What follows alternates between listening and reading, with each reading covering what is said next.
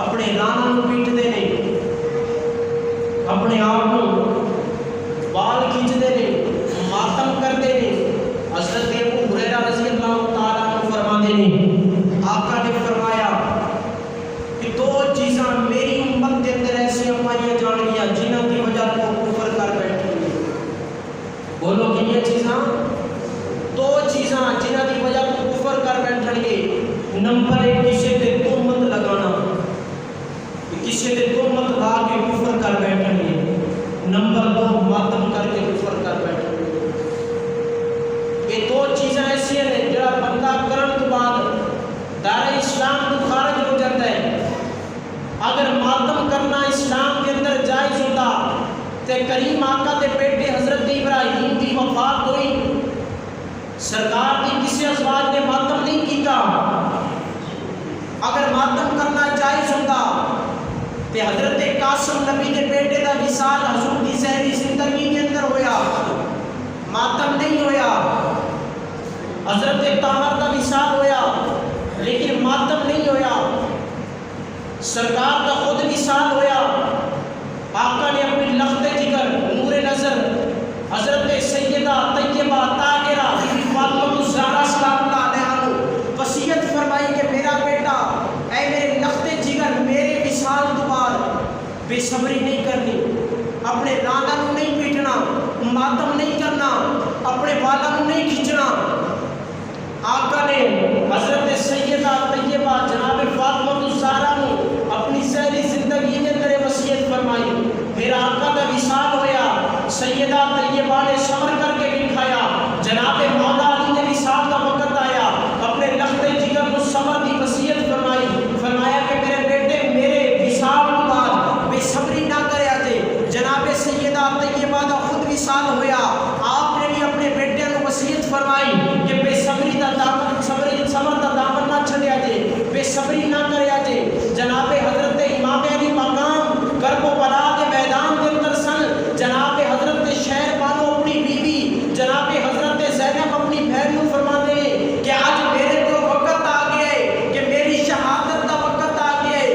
کوفے والے ابن زیاد کا لشکر، یزید کا لشکر میرا دشمن بن گیا ہے، اگر میرا وصال ہو جائے، میرے شہید کر دیتا جائے، میرے مرن تو بعد ماتم نہ کریا جے، میرے مرن تو بعد نوحزانی نہ کریا جے، میرے وصال تو بعد میرے شہید ہون تو بعد اپنی رانا نو بیٹھ کے بعد چیخو پکار نہ کریا جے، بلکہ صبر کریا جے۔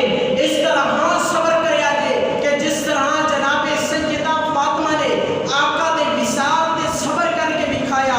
حضرت امام سجاد، امام زین العابدین واقعہ کربلا تو بعد 40 سال تک زندہ رہے، 40 سال تک آپ ظاہری حیاتی کے اندر ایک صحابی نے روایت نہیں کی تھی کہ ماتم کر کے دکھایا ہوگی۔ 40 سال کی زندگی کے اندر ماتم نہیں کیتا، اور ماتم ہویا کی تو ہن ان کی تاریخ سنو۔ عرب کی بدھی کے اندر یہ رواج سی کہ جدو کوئی مر جاتا سی، جدو وصال ہوتا سی، اس تو بعد قبر دے خیمے لائے جاندے سن تدفین تو بعد 1 سال تک جس طرح اج گلوکاراں نوں بلایا جاتا ہے، اسی طرح اس وقت تے گلوکاراں نوں بلایا جاتا سی قبراں تے۔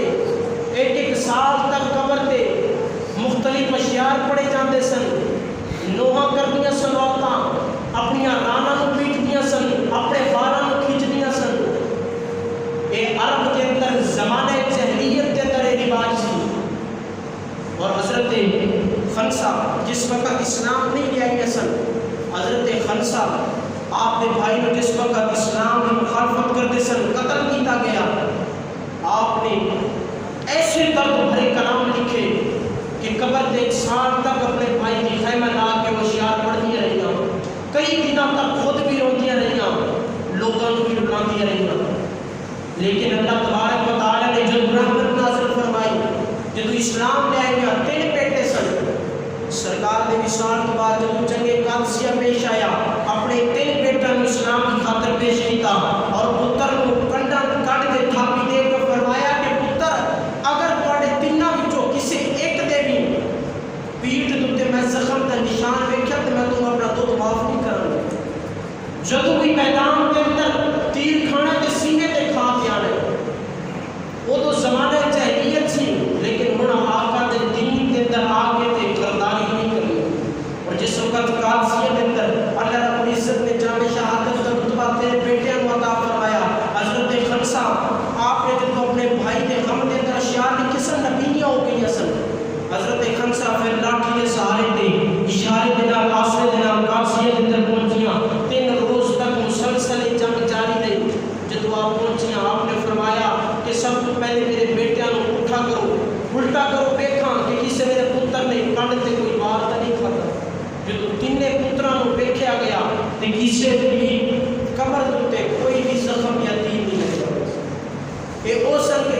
اسلام کی خاطر اپنی جان پیش کی تھی. عرض کرنے کا مقصد ہے کہ تیرے بیٹے دے کے بھی نوحہ نہیں کر دیا رہیاں. امام علی مقام کا جدو قافلہ کوفے کو دمشق جدو جامع مسجد کے اندر پہنچیا، اس وقت امام سجاد نے ماتم کر کے نہیں دکھایا، بلکہ یزید کے گھر کے اندر ماتم ہونا شروع ہویا. اور کئی لوگ یہ روایات لیتے ہیں کہ یزید کے گھر کے اندر ماتم ہونا اس بات کی دلیل ہے کہ یزید امام حسین کے حق کے اندر سے. اس بات کی انہوں نے فکر نہیں سی کہ اپنے ذہن کے اندر رکھو گنا. اس وجہ تو انہوں نے ماتم کیتا کہ رسول دے صحابہ ساڑے کو بدرہ کر لے. رسول دے صحابہ سنو آگے کی کہہ رہے انہوں نے سامنے سے ہم تقیموں کی کھاما گے. سب تو پہلے یزید کے گھروں ماتم شروع ہویا ہے اور امام علی بہن